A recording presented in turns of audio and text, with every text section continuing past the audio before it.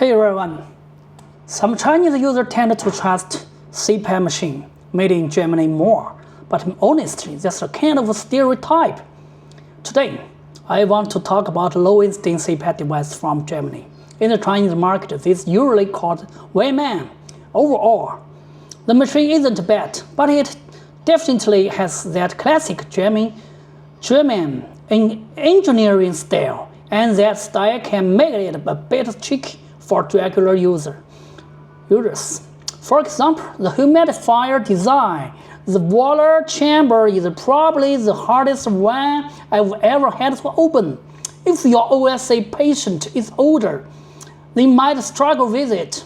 Also, some of the lower-end models have menus that are not very user-friendly. So if you are new to CPAP, there's a learning curve, but in terms of algorithm, it's solid and stable.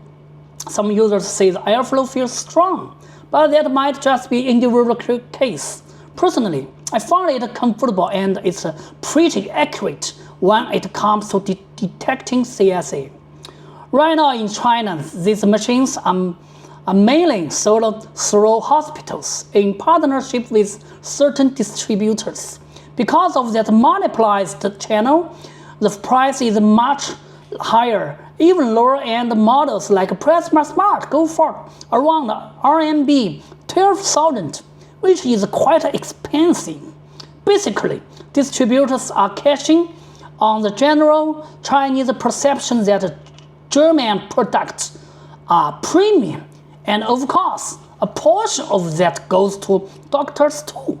So overall, the machine works fine, but in terms of hardware and user experience, it's a bit behind ResMed, Fisher&Paykel, or Philips, and yet it's more expensive.